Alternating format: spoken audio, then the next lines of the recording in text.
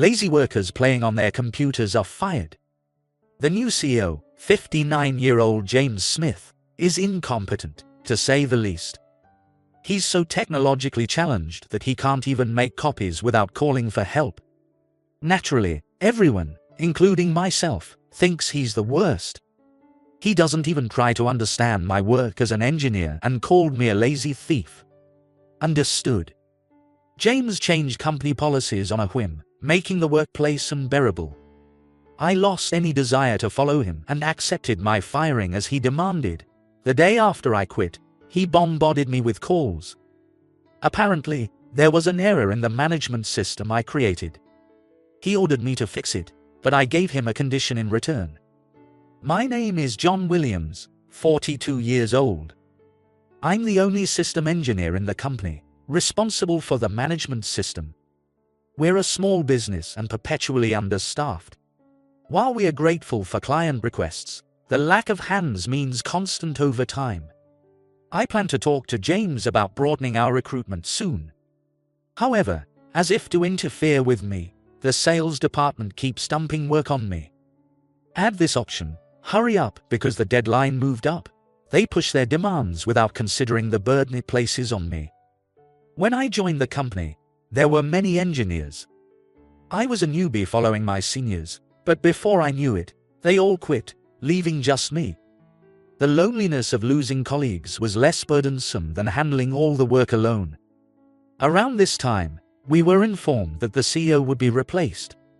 The current CEO was resigning due to age, and the new one was 59-year-old James Smith, the former VP. This morning, James showed up at our meeting and greeted us. "I'm James Smith, the new CEO. Let's work hard to grow this company further." His condescending tone was off-putting, but I hoped a new CEO might mean more engineers. I quickly approached him to discuss it. "James, I have something to discuss." "Who are you?" He looked at me suspiciously. Even though we hadn't met often, it was hard to believe he didn't recognize me after over 10 years at the company. "I'm John Williams, the engineer. Have you forgotten?" "Engineer? Do we even have such a department?" James looked puzzled, glancing upward as if deep in thought. It was shocking that he genuinely didn't know about the engineering department. "I've been developing our management system. You really don't know me. I've always focused on sales, so I know nothing about computers." As the VP, James was busy assisting the CEO and traveling, so he forgot about me. Despite feeling forgotten, I pressed on with my request. "Currently, I'm the only engineer here. If this continues, the workload will become too much and efficiency will drop. Can we hire more staff?" I expressed my urgent need, but James frowned and shook his head. The previous CEO instructed me to increase profits. Hiring more staff would just increase labor costs. But if we hire even one more engineer, we can handle more work. Even after being rejected, I couldn't give up and continued to plead. However, James, annoyed, waved his hand dismissively. "Enough, I'm too busy since I just took over. We'll discuss this later." With that, he stomped back to his office. To be fair, he had just taken over as CEO. The burden of being entrusted with the company by his predecessor must be immense. I decided to wait and approach him again when he had settled in. However, it became clear that James couldn't even handle a computer or a copier properly. One day, he called me to his office saying, "My computer is broken, fix it." I didn't touch anything, it just broke on its own, fix it. He insisted it wasn't his fault before I even had a chance to ask. The desktop screen was black, and pressing the keyboard did nothing. See, that's why I hate computers, they just break without warning. "Okay, let me take a look." I checked for issues with the peripherals. Within a minute, I found the problem. Looking down, I saw a cable unplugged from the outlet by James's feet. It must have been accidentally kicked, causing the power to go out. I picked it up and showed it to him. Look, it was just unplugged. Plugging it back in, the power instantly returned, and the computer worked perfectly. Realizing it was his mistake, James's eyes widened. "If it's fixed, then you're done here. Get back to work." After being kicked out of his office, I glanced at a trash can in the hallway, and his face popped into my mind, making me kick it reflexively. James clearly had little experience with computers and was very technologically inept. So, how did he manage to work and get promoted? He was a former salesman. In his younger days, he met his quotas through outside sales. Thus, he often said that office work involving computers was a task for his subordinates. On another day, James called me over, and it turned out he wanted me to make copies of these documents for me. Making copies is something you can do quickly on your own. "Shut up, the latest copiers and I don't get along, just do it." He handed me the papers roughly, and I reluctantly stood in front of the copier. Being called for such trivial tasks, especially during work hours, made me sigh heavily. "Why don't you ask someone else, Mr. VP? Why did you call me?" I asked James while loading the documents into the copier. He was reading a racing newspaper with a red pen tucked behind his ear. "Because you seem this busy, you're the only one who sits all day typing on a computer." "What?" I couldn't hide my confusion at his response. "My job is to develop the company's management system and security software. Despite the unreasonable demands from the sales department, I always manage to meet deadlines. Thanks to my efforts, we've avoided customer complaints and maintained the company's reputation." Yet, it was shocking that the CEO, James, didn't understand my work. "Are the copies done?" "Yes, it's done. Here you go." I took the original and the copies from the copier and handed them to James. But without even looking at them, he gestured with his chin to place them on his desk. After confirming that my task was done, I left his office. When I talk to a colleague I often see in the hallway about James calling me, he sympathized with me. That CEO has been making other employees make copies and process data on the computer too. Seriously, it's a problem for a CEO to be so bad with technology. It seemed that everyone was aware of James's incompetence, so I wasn't the only one struggling. That gave me some relief, and we laughed tiredly. We thought things would get better with a new CEO. Yeah, the old CEO was better than this. Joking, we parted ways, and I went back to my desk. Everyone knew James was incompetent and hoped someone else would take over soon. But our wishes weren't going to be granted easily, and James made things worse. No need for remote work. Working from home is just being lazy. Everyone must come in, even during a hurricane. Previously, our company had adopted remote work during a widespread virus outbreak. I worked from home for a while, and it was surprisingly convenient, saving commute time. But James viewed remote work as slacking off and ordered everyone to come to the office regardless of circumstances. We strongly opposed this. "Why are you cancelling remote work? I saw on TV that some young people are working from home in their pajamas. I won't allow such laziness in our company." James was trying to change the company policy based on what he saw on TV. It was unbearable that his arbitrary decisions were increasing our burden. Then an employee with children spoke up. "I have 3 small kids. Thanks to remote work, I could take care of them when they were sick and still get my work done. Leave the kids to someone else. Hire a nanny or something. I don't make enough money to hire a nanny." James got angry at this and yelled loudly. "Low pay is due to your lack of ability. Don't blame me." From then on, James ignored all employee appeals and changed policies at will. His selfish actions made all of us, including myself, distrust him. I began to think that if things got any worse, I might have to leave this company. To protect myself, I started carrying certain items from the office with me. It was just in case, and I hoped I'd never need to use them. Feeling the discomfort at work, I'm rushing to meet deadlines again today. I thought I could finally finish on schedule and enjoy a nice Friday. But just before leaving yesterday, a salesperson dumped more work on me. They instantly agreed to a client's request for new features. And they added, make sure the deadline stays the same, leaving me to work late while everyone else went home. Damn it, why does this always fall on me? It's Friday, and I have to work overtime. I grumbled, but didn't protest, because I would get overtime pay. Even if my working hours extended, thinking about the extra pay made it bearable. The main reason I stay at this company is that they pay for overtime. Engineer friends at other companies complain about not getting overtime or being banned from working extra hours and having to work from home. Compared to them, my company might still be decent. However, with James changing policies lately, the future was uncertain. Next week was the first payday since James became CEO. I looked forward to this day as a reward for all my overtime efforts. Finally, payday arrived, and the payslips were distributed. Excitedly, I checked my amount and was shocked. Why is it less than last time? Looking around, I saw employees happily discussing how they would spend their pay. Frustrated that my payslip showed no overtime pay, I headed straight to the CEO's office. But first, I checked the items I carried with me before confronting James. James, why is there no overtime pay on my slip? I raised my voice, but he continued reading the newspaper, uninterested. Irritated by his indifference, I snatched the paper from him, making him visibly annoyed. Because you're just slacking off. What? He grabbed the newspaper back from me.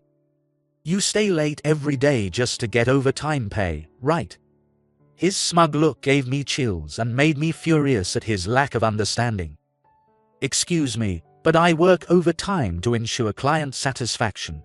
Providing a secure management system is our company's strength. Hey, you're working late because you're slow at your job. His mocking laugh infuriated me even more. Let's say, for argument's sake, that I'm at fault, but legally, you must pay overtime. I pushed back firmly, but it didn't seem to affect James, who just laughed at me again. What happens if I don't pay a slacking employee? Think I'll get arrested? Maybe not arrested, but your reputation and the company's will surely suffer. Hearing this, he frowned. So, please review my overtime pay immediately. I slammed my payslip on his desk. I thought if I pushed this hard, he'd reluctantly agree. As long as they paid me properly, I wouldn't complain. Though there might be tension between us, fair compensation would settle it. But his next words made me lose all hope. There's no money to pay someone who plays around on the company's dime. What? I was shocked and speechless at his response. Despite working overtime for the company's sake, he showed no intention of understanding. You call yourself an engineer, but you're just someone who knows a bit about computers. Anyone in another department could do your job. What? I'm in charge of our company's system. But James stood up from his chair with a stern face and pointed at me. You are fired, you lazy thief playing on the computer. At that moment, I felt all my feelings for the company vanish. Understood. To him, my work seemed like play. Who would follow a CEO who doesn't understand his employees' work or pay them fairly? Thank you for everything, goodbye. I picked up my payslip and nodded to James. Wait, are you really okay with being fired? He seemed taken aback by my calm acceptance. I'll stay through the month to complete the handover. With that, I left his office. After that, I spent my time handing over my responsibilities to trusted colleagues and prepared to leave the company where I had worked for over 10 years. My co-workers, though sorry to see me go, gave me a bouquet on my last day and saw me off. While it was good to sever ties with James, it was frustrating not to receive my rightful pay. I regretted not pushing harder to get my overtime pay. But the day after I quit, my phone rang incessantly. Seeing an unknown number calling since the morning felt eerie, so I ignored it. However, after 10 calls, I got annoyed and decided to answer to give them a piece of my mind. Stop being so persistent. Whoa, don't yell at me. To my surprise, it was James. James, what do you want? Come to the office right now.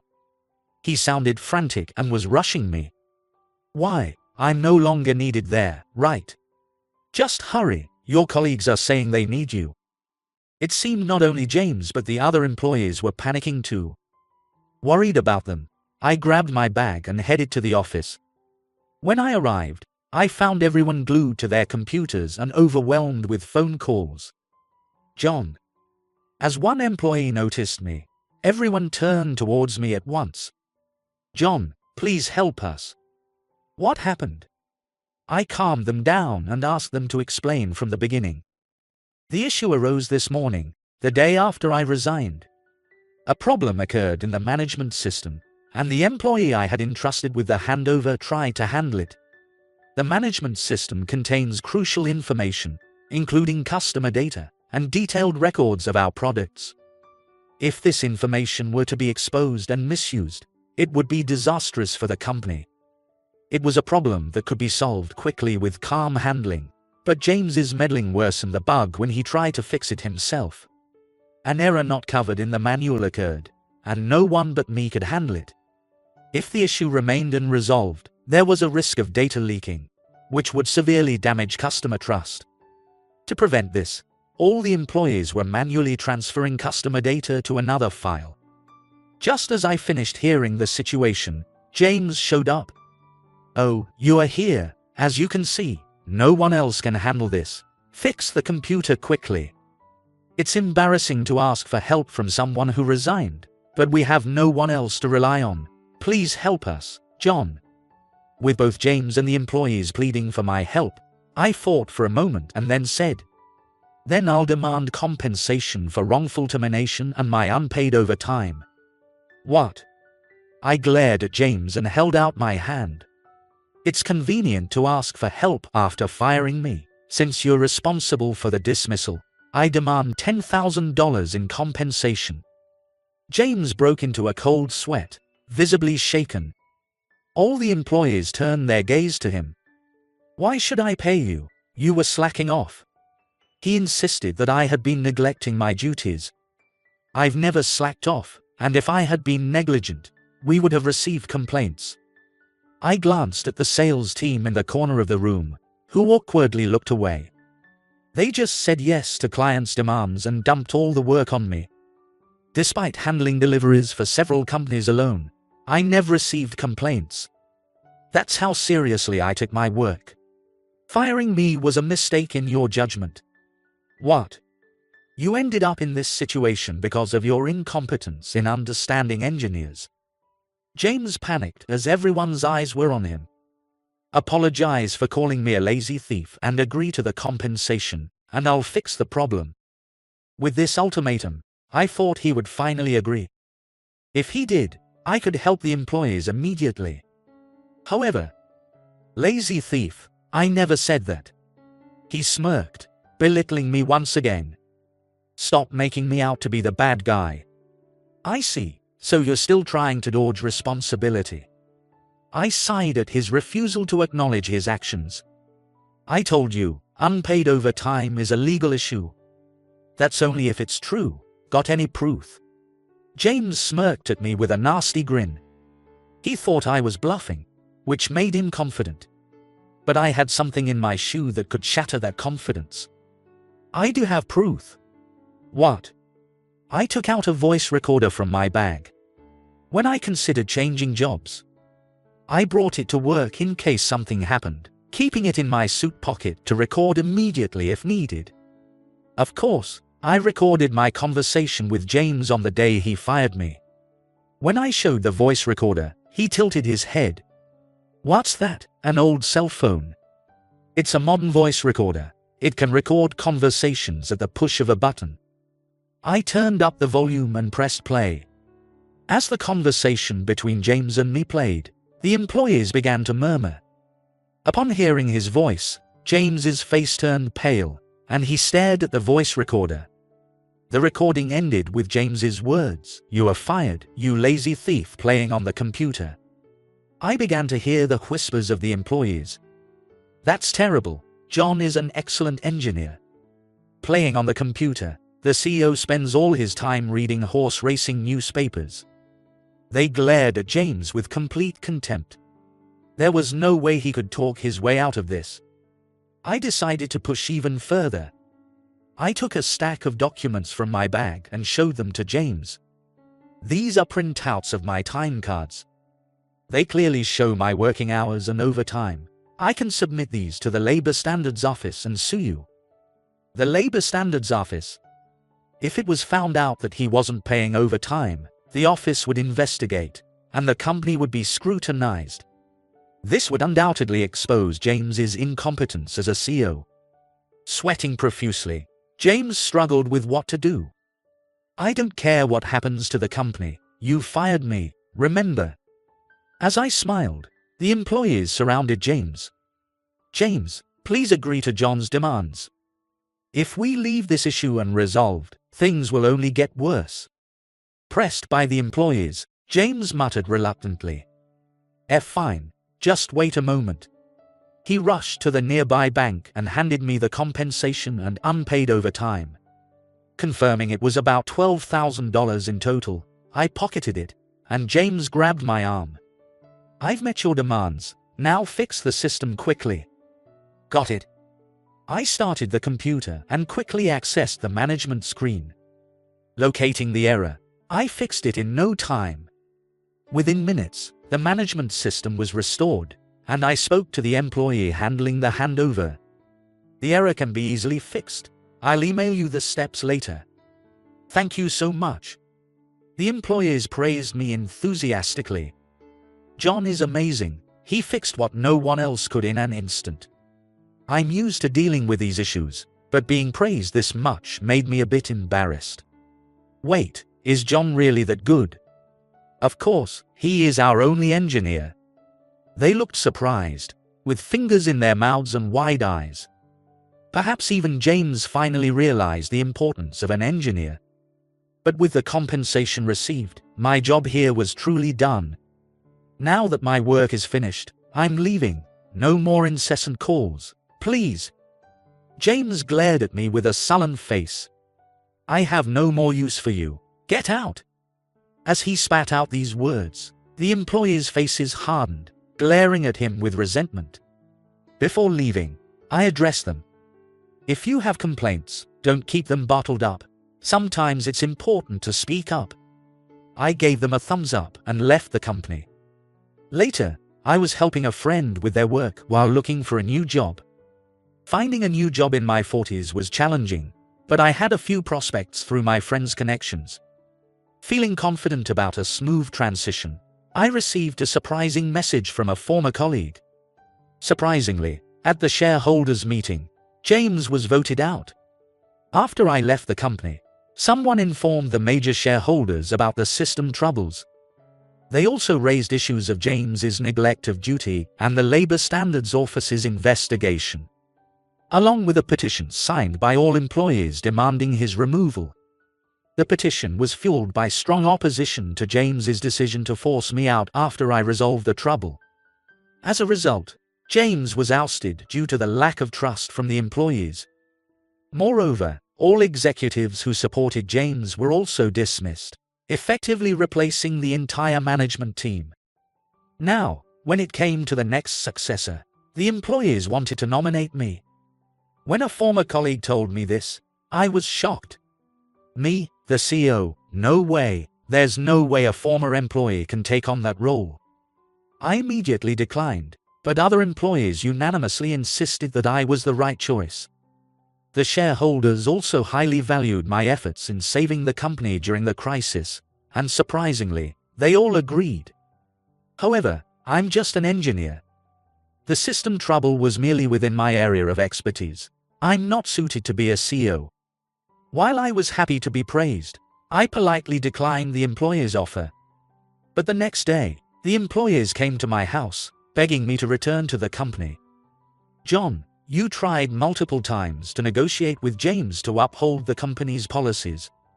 You're the only one we can trust to lead. Please, let's work together again. Their desperate pleas almost swayed me. I appreciate you coming here, but I really... Just as I was about to refuse, one of the employees said, James is no longer with the company, This is our chance to improve the workplace." That's right. James was fired. The reason I accepted being fired was because I didn't want to follow James. With him gone and the opportunity to rebuild the company, I could create a better working environment. "We'll support you, John, so please come back." Moved by their enthusiasm and the hope of rebuilding the company from scratch, I returned and became the new CEO. Incorporating the employees' opinions, I revised the company's management policies and established a new structure. Utilizing my experience as a former employee, I succeeded in improving the workplace environment and conditions that had previously caused dissatisfaction. As a result, the workplace became much more comfortable than before. Now that I'm the CEO, the pressure is immense, knowing the employees' livelihoods depend on my leadership. However, I have a strong team, and the company thrives because of its employees. It's impossible to generate revenue on my own. Grateful for their trust and support, I'm determined to improve our performance. Afterward, a major reorganization took place, and we posted job openings to increase staff in understaffed departments. The recruitment resulted in many experienced candidates, and we began interviews. As CEO, I was waiting for the final interviews when the HR manager approached me. He handed me a resume with a confused look on his face. As soon as I saw it, I burst out laughing. "This is James Smith." The name James Smith was written on the application, along with his photo. James, who was fired, had applied to rejoin the company. Given his bad reputation as CEO, he should have been eliminated in the initial screening, but he slipped through by mistake. Asked what to do, I immediately ordered, "Get rid of him." I didn't know why he thought he could come back to the company he was kicked out of, but he no longer had a place here. I hoped he would give up and look for another job. After finishing all the interviews for the day, I was about to return to the CEO's office, when an employee rushed over in a panic. "John, it's urgent. James is trying to force his way in." "What?" He was supposed to have been sent away, but it seemed he had come back. Before the situation escalated, I headed to where he was. When I arrived at the entrance, James was arguing with several employees. "Let me in. I'm the former CEO. Please leave." Seeing the employees struggling to handle him, I stepped in and spoke up. James clung to me, pleading, "Please, let me come back to the company." "Calm down, James." I tried to calm him down and asked why he came for the interview. "I was fired, but I want to fulfill my duties as CEO again. It didn't go well before, but this time I'll regain everyone's trust." Seeing James's determination, I exchanged glances with the employees and gave a wry smile. James stared at me, puzzled, and muttered, "Wait a minute. I thought I fired you, Williams. What are you doing here?" Now that he was calmer, he seemed confused about my presence. An employee, clearly annoyed, spoke up on my behalf. "You're being disrespectful to President Williams." "President Williams?" James blinked in surprise, looking at me repeatedly.